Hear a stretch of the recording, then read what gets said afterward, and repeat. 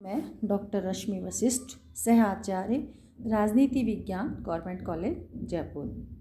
बच्चों, आज हम मील के विचारों के बारे में जानेंगे। जॉन स्टुअर्ट जो मील हैं वे उपयोगितावाद का अंतिम समर्थक और व्यक्तिवाद के अग्रणी समर्थकों में से एक हैं। उनका जन्म लंदन में 20 मई 1806 को हुआ था। उनके पिता जेम्स मील एक प्रसिद्ध इतिहासकार एवं उपयोगितावादी विचारक थे।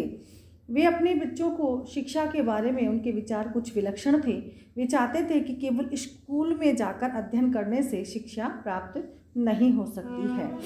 बेंथम का जो उपयोगितावाद का सिद्धांत है, मील ने उसको अलग से प्रतिपादित किया है। आज हम मील के स्वतंत्रता संबंधी विचारों के बारे में जानेंगे कि मील स्वतंत्रता के बारे में क्या कहते हैं। जॉन स्टुअर्ट मील का सबसे महत्वपूर्ण राजनीतिक चिंतन ऑन लिबर्टी नामक ग्रंथ में निहित है। राजनीतिक दर्शन को यह ग्रंथ उनकी अनुपम देन है। मील स्वतंत्रता संबंधी अंग्रेजी भाषा में स्वतंत्रता के समर्थन में लिखा गया यह ग्रंथ है। सबसे महत्वपूर्ण वक्तव्य जो है वो माना जाता है। इसकी तुलना में मिल्टन के एरियोपेजिटिव ग्रंथ में को ही रखा जा सकता है। स्वतंत्रता संबंधी इस निबंध के कारण मील की गणना स्वतंत्रता के महानतम पुजारियों में से की जाती है। स्वतंत्रता की अवधारणा को पूरी तरह समर्पित अपनी तरह की यह पहली रचना है।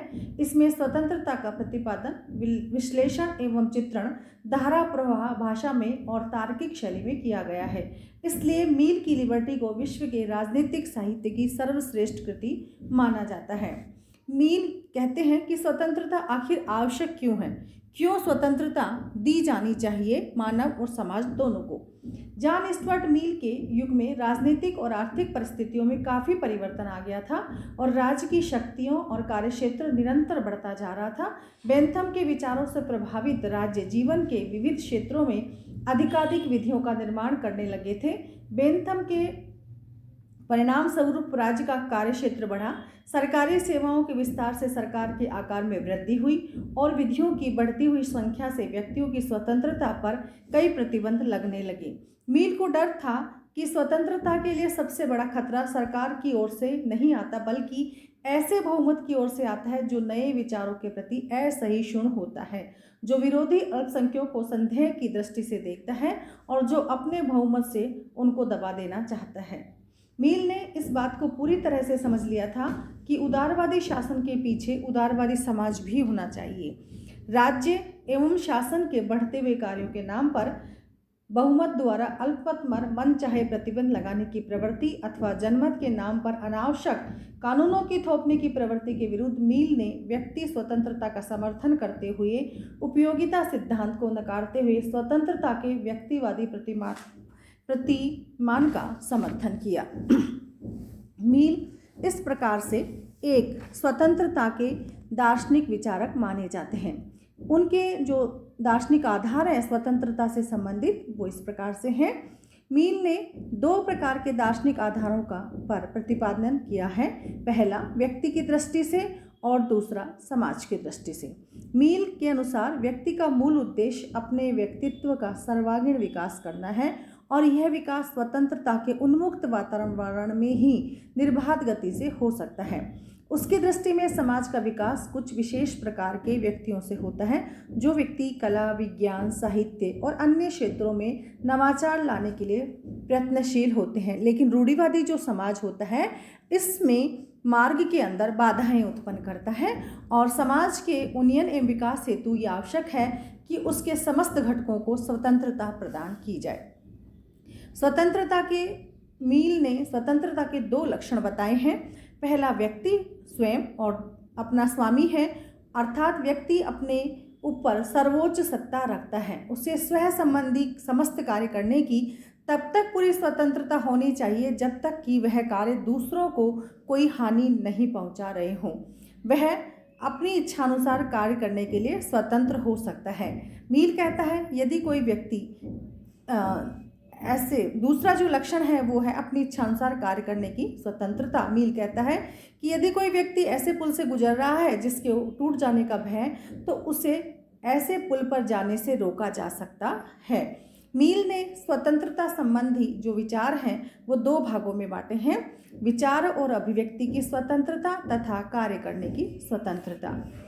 विचार और अभिव्यक्ति की स्वतंत्रता के संबंध में मील कहते हैं कि मनुष्य को यह विचार पूर्णतः दिया जाना चाहिए। समाज और राज्य को कोई ऐसा अधिकार नहीं कि वह व्यक्ति की वैचारिक स्वतंत्रता पर रोक लगा सके। मील के मत में यदि संपूर्ण समाज एक ओर हो और एक व्यक्ति अकेला दूसरी ओर हो तो भी उस व्यक्ति को विचार व्यक्त करने की स्वतंत्रता मिलनी चाहिए। मील के स्वयं के शब्दों में यदि एक व्यक्ति को छोड़कर संपूर्ण मानव जाति एक मत हो तो मानव जाति को उस व्यक्ति को बलपूर्वक चुप कराने का कोई अधिकार नहीं है। मील ने स्वतंत्रता के समर्थन में या अभिव्यक्ति की स्वतंत्रता के समर्थन में कुछ तर्क दिए हैं। वे तर्क हैं कि सत्य के दमन का भय दिखाकर सत्य को दबाया नहीं जा सकता है। सत्य के विभिन्न पहलू होते हैं, सत्य का विराट रूप होता है, इसके विविध पक्ष होते हैं। हम सच्चाई के समग्र रूप का दर्शन नहीं कर पाते हैं, किंतु अपने अनुभव के आधार पर आंशिक सत्य को ही पूर्ण सत्य समझने का आग्रह करने लगते हैं।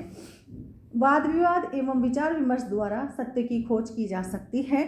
तर्क वितर्क विचार विमर्श किससे विचारों का स्पष्टीकरण होता है और हम सत्य तक पहुंच पाते हैं। समाज के उत्थान के लिए भी स्वतंत्रता जरूरी है। इतिहास द्वारा इसका समर्थन किया गया है। मील का कहना है कि इतिहास भी स्वतंत्रता के पक्ष में अपना समर्थन प्रदान करता है। मील सुकरात, ईसा मसीह और मार्टिन लूथर का उदाहरण देकर वह अपने तर्क की पुष्टि करता है। इसलिए मील ने आग्रह किया कि विचार अभिव्यक्ति को रोकने का विलक्षण दोष ये है कि ऐसा करना मानव जाति की आने वाली तथा वर्तमान नस्लों को लूटना है। कई बार समाज कुछ नवीन एवं विलक्षण विचार रखने वाले मनुष्यों की झांकी या उनको सनकी समझ लेता है और उनके विचार सनकी समझ लेता है तथा उनके विचारों एवं व्यक्ति का तिरस्कार कर अपमान करने लगता है, जबकि सत्य यह है कि हर मौलिक चिंतन समाज सुधारक पहले जो नई बात कहता है उसे सुनकर समाज चौंकता ही है। विचार एवं अभिव्यक्ति की स्वतंत्रता पर मील किसी प्रकार का अंकुश लगाने के पक्ष में नहीं है। उसकी स्पष्ट मान्यता है कि विचारों को खिलने दो, उन्हें अभिव्यक्त होने दो, उन्हें जंजीरों में मत बांधो। विचार मानव समाज के विकास, उनके उत्थान के लिए प्रेरणा स्रोत होते हैं। दूसरी जो उनके स्वतंत्रता संबंधी विचार हैं वे है कार्य करने की स्वतंत्रता। मील के अनुसार स्वतंत्रता का दूसरा पक्ष कार्यों की स्वतंत्रता है। स्वतंत्रता कार्य के अभाव में स्वतंत्र चिंतन वैसा ही है कि पक्षी उड़ना तो चाहता है पर उसके पंख नहीं हैं। इस प्रकार प्रश्नों का उत्तर खोजने की दृष्टि से मील ने कार्यगत स्वतंत्रता के दो रूप बताए। पहला, ऐसे कार्य जिनका संबंध व्यक्ति के स्वयं के साथ होता है और दूसरा वह जो पर संबंधी कार्य होते हैं। मील के अनुसार स्वयं संबंधी कार्य व्यक्ति के वे कार्य हैं जिनसे अन्य व्यक्ति प्रभावित नहीं होते हैं, जैसे खाना पीना, कपड़े पहनना, शराब पीना, जुआ खेलना, सिगरेट पीना आदि। इन सब कार्यों का व्यक्तिगत प्रभाव व्यक्ति के खुद के ऊपर पड़ता है। स्वयं संबंधी ऐसे नितांत निजी कार्यों को व्यक्ति को अपनी इच्छानुसार करने की पूर्ण स्वतंत्रता होनी चाहिए। इसमें राज्य को कोई प्रतिबंध नहीं लगाना चाहिए।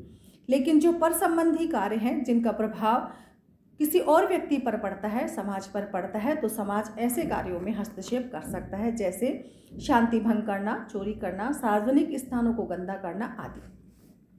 मील की जो स्वतंत्रता है खुद की जो, उस पर वह कुछ सीमाएं स्वयं लगाता है। वह कहता है यदि व्यक्ति को स्वतंत्रता के दुरुपयोग से दूसरे व्यक्तियों की स्वतंत्रता के खतरे में पड़ने की संभावना है तो रोका जाए।